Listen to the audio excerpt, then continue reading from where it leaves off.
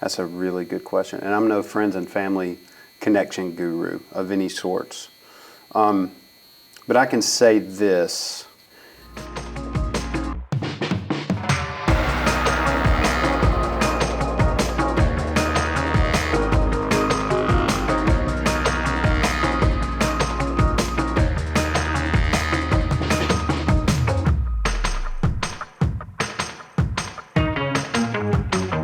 Hey guys, thank you for joining us on this Next Step video. Today we are talking about connection. We are in the holiday season where we're about to get ready to connect with our families and friends and get to love on them.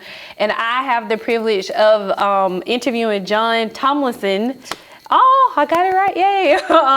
On this video, and just talk about connection and reaching out to people and what does that mean. So thank you for being here today. It's a pleasure. Yeah, and can you tell us a little bit more about yourself, what you do? Yeah, I'm John Tomlinson. I'm a dad. I'm a husband. And I'm the CEO of Tomlinson Marketing Group. My business partner Clay and I have had this company since 2014. Oh, wow. It's been fun. Yay, awesome. I love how you introduce, I'm a dad. Oh, love that. And so I guess I just want to jump in here a little bit. So why do you think it's important having like a community around you or just having your tribe? Why do we as human beings need that? It's a really good question. I think different people define community differently. You know, for me, your community should be people you can rely on. Whether you're up or down, it shouldn't matter. Yeah, they should be people you can rely on. I think that's awesome because I think about my tribe, my family. I have a large extended family, but my immediate family, we're extremely close. But then I also have a friend tribe, like 3 or 4 people. They're just my people, and I realize yes, I realize for me it's like those people are who I go to. They see all parts of Jessica. They don't get like the nice Jessica, the church Jessica. Right. They see all the goodness and the parts that I need to grow in as well. So for me, having a community is like I can breathe with these people, and so that's what I was thinking about with that, like the importance of that. Yeah, I was told by one of my mentors it's important to realize who your maintenance friends are and who your growth friends are. Oh, that's awesome. And he said you love both of them the same, but they just play different roles in your life. Yeah. It's kind of interesting. I'm gonna have to steal that because that is awesome. In what ways have social media and technology have advanced or hindered human beings connecting with one another? Man, this is a big one.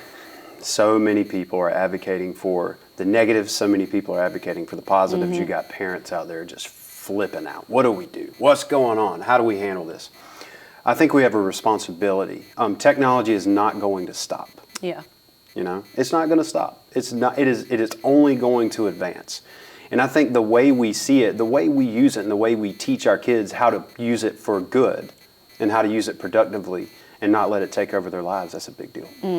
It's the balance of it, because I think it's good because I can get connected to someone that's in Australia. It connects you from every parts of the world. But it also, I believe, and I could be wrong, but I believe that it also can have hindered people from having real dialogue, like this cancel culture thing is out. Like if I don't like you, I don't like what you say, I can cancel you. And I'm like, that's dangerous words when you're talking about canceling another human being because we disagree.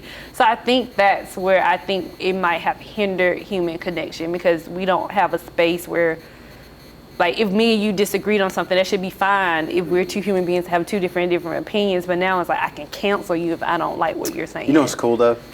I think it's actually exposed us. Because if you think about it, Facebook, Instagram, they're dumb. They're pipes. They're just platforms that humans go inside of. Yeah. And so I think we can learn a lot from that. We can learn a lot. We see all this negativity and hate, and we're like, oh, Facebook. It's human beings in there doing that. Yeah. So I think we need to learn from that and say, okay, maybe we're learning about more of what's on the inside of these people. Oh, that they feel more comfortable expressing, because the keyboard warriors. Yeah. They're like, oh, they're just this and that because they're behind a keyboard. Yeah. Well, maybe we can look at the better side of that and go, oh my gosh, we didn't know people felt this way. Yeah. I think that's such a great suggestion to be reflective. And I've had, in this season, I had to check my own heart. Like before I'd be like, yo, let me call somebody else out. Like, what is in you that is coming out? Let's be a little slow down and look at yourself and saying, where are you? You need to grow. Because I do think it's so easy to get in an argument with people like, I don't even know you. I have no relationship with you. But once I have a relationship with you, now that has slowed me down to be like, well, can you tell me more why you believe that? Because I'm more interested in knowing why, because I know your character and who you are as a person. If I don't know you, have no connection with you, then I don't care. I can just say whatever I want to say, and you can say whatever you want to say and go about our business. Yeah, and you can start to even dissect the reason why someone would put you on blast publicly. And you can say, wait a second, what's going on with this person? Yeah. Personally. Yeah. Like, what was the reason, instead of messaging me privately, because we have options. Instead of messaging me privately, emailing me, texting me, calling me, what inside of you made you want to put me on blast? Yeah. That's a big deal. And that invites compassion into our role. Because if now I'm like wondering why you're doing these things, like, oh, well, what if they just had a bad day? Or what if this triggers them? Then I can be like, okay, I can slow my roll in my anger, because I need to have compassion around that. Why? Even if I don't agree with it, I don't have to give you my peace that way. Now I can like take my peace back and be like, oh, okay, that I can have compassion for that person. Yeah, and people are getting so mad and disoriented, like, how could that person say that? Or, oh my gosh, we're broken. We're broken people. And so you see this and you start to reflect personally and go, you know, I've had some thoughts that I wouldn't want anybody to know. Yeah. Personally, I've said some things I would never want anybody else to hear. Yeah. You know, so I love what you're saying, and that introspection, I think, is pivotal when we're looking at these platforms and these people who may have depression, who may have had a bad home life, who may be going through things, and they're putting out all this hatred, and they're saying all these things, you know, out of control pretty much, and we go, well, dang, I've thought some of those things maybe. Yeah. I just didn't, you know, the implications of putting it out in the public, you know, now you're going to upset some people, you're going to cause a lot more problems, but at the same time, we're broken. Yeah, and it's a conversation like to have. I've recently had more conversations with people of just being curious about why they think what they think, instead of paying attention to my emotional reaction. Slow it down enough, be like, well, why do? If you're curious enough, and if I'm not curious enough, then oh well, go about my business. Right. Like, it's learning that, and it's taught me to how to reconnect with people. It taught me that like every person has a purpose. So just because you don't like what they said or you disagree with it, just because it's not your job to rain down on them. Your job is to love them. You know what I believe I'm called to do. So yeah, that has kind of slowed me down, but also taught me to have connections with people I normally didn't have. Like, hey, can we meet for coffee and can I see you face to face and have a conversation? Because then we're not as brave as we think we are. Because once we face to face, you ain't gonna say all this stuff you would say on social media. Right. So I guess I would go into the next question. How would you describe a real connection with another person? Like, how do you know you have that real connection? I think it develops. Sometimes it can happen instantly, but I think a lot of times it develops because our ego on the front end of conversations with people, our ego kind of plays a huge role in that. And a lot of times that hangs out for a good while, but you said something earlier about your close friends and the people you can really talk to. I think we're ashamed of who we really are. And I think our ego on the front goes, you know, I have to make sure that I present myself to this person in a certain way. And then over time, I think those walls can start to come down and you can really start to have something special. Yeah. I think too, like what you just said, like clicked to me, was like register those people in your life that you feel like you don't have to work for it. You know, like it comes so natural. And I think, you know, I had a young adult ask me, so how do I make friends? I like, first get around people that kind of doing what you want to do, and then pay attention to the room. You know, what's that person that you feel like it doesn't feel like there's a lot of work? Now, some friendships are worth the work you put into it, but I think to me some of my best friendships are the ones that come so naturally I don't have to think about it. And so I always tell them, find that person where you don't feel like you have to be on, you don't feel like you can't tell, because like you said, trust develops. So, you know, over time, but really put forth the effort. My advice have been to young adults have been like, be curious and ask questions and get in a room with people that you want to be in. If you don't want to be in a room with people that are doing something that you don't like what they're doing, get out the room. That's right. And so they have that decision, that's for sure. Yeah. That's so important. Because some of the people you meet when you're younger that you have nothing in common and you run into later and you do. You know, so I think timing plays into this, and you said something about kind of being self-aware, you know, not just trying to fit in, but, you know, just finding out about people and finding those, you know, because you don't want to, you know what they do. Yeah. They're like, I'm looking for a tribe, but I'm looking for a tribe. I'm aspiring to be like these people because they're cooler than me. But that can be dangerous. Like if you're looking to make connections with people that you're aspiring to be because you're not okay with who you are. Yeah. That can be dangerous as well. Yeah. Because I think social media in a way, and we talked about this on plenty of times on Next Step, is we have talked about how we think the grass is greener on the other side. Like you're showing your best self to me on Instagram, Facebook, your best family moments or whatever the case is, but you're not showing me your arguments. You're not showing me your worst moments. And so I think it's cool to see people you want to admire too, but you also got to be self-aware of who you are and how you're showing up. And if it's something that, because you know, I think it's something inside of us when you're around something like, oh, that don't feel good. Like, I don't want to do that. Or I don't want to go to that party. Or I don't want to go to this thing. But you feel like you have to because there's pressure of being accepted. And I think that's the self-awareness piece about like if you trust that gut instinct, it will never lead you wrong for the most part. If something like, I don't want to, don't go. If something's saying like, this doesn't feel right, it goes against my values and my core, who I am as a person, I tell young adults, like, don't go against it because you will probably regret it more than being like, oh, I shouldn't, that's okay. You will probably regret not listening to yourself. 100%. As a young adult, it's hard to imagine being 35 years old. Yeah. You know, when you're 25, it's hard to imagine being 35. When you're 35, it's hard to imagine being 55, right?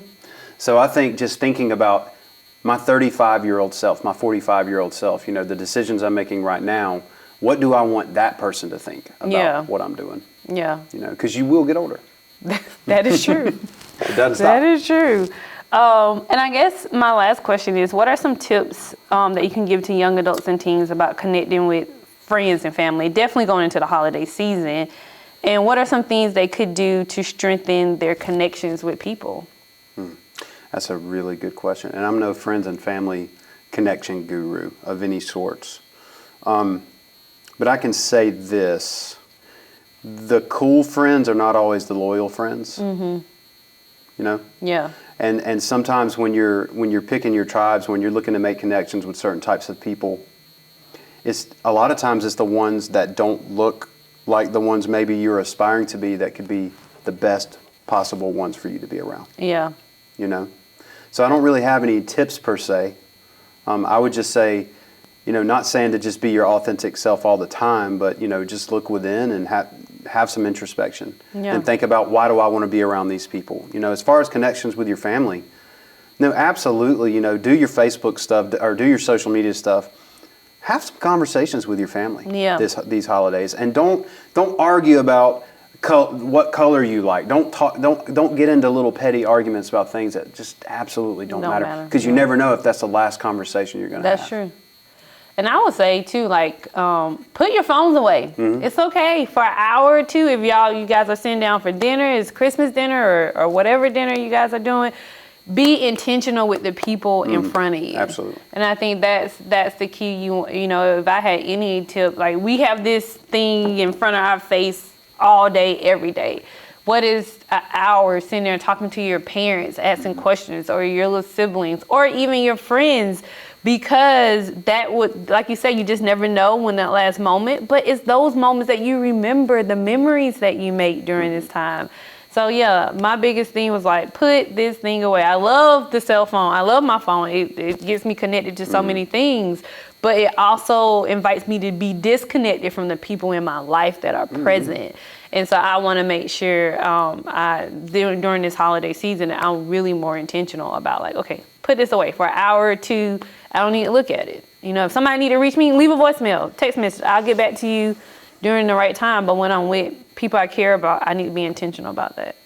Yeah, and one thing that's kind of sad is every one of us, including me, you know, our first instinct when we post to social media is, who's going to like it? Who's going to comment on it? we're very vain creatures. We really are, and we only think about ourselves often. So I would say leading up to the holidays, if you are using social media, send something thoughtful. Send a thoughtful message to a family member. Send a thoughtful message to a friend with no expectations. Yeah. It doesn't matter if they say, oh my gosh, you're so sweet. It doesn't matter if you posted a picture having fun the other night and they didn't like or comment on it. Forget about it. Think about that as well. Yeah, that's awesome. That's a great way to use the tool too.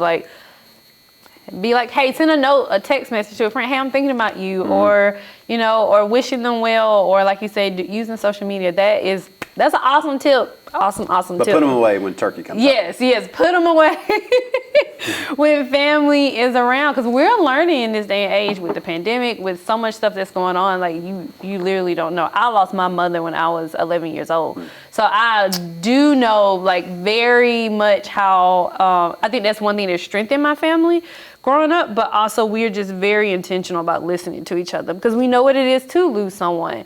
And I know a lot of people in this season have lost a lot of people due to the virus and other things that may be happening. So even now, let's learn the lesson to be even more intentional in this season than anything else before. So It's good stuff. yeah. Well, thank you, John, for joining us. Glad to be here. And we thank you guys for joining us. I wish you guys the best holiday season. I know we are all ready for 2021, but I hope to see you guys soon. All right, that's it.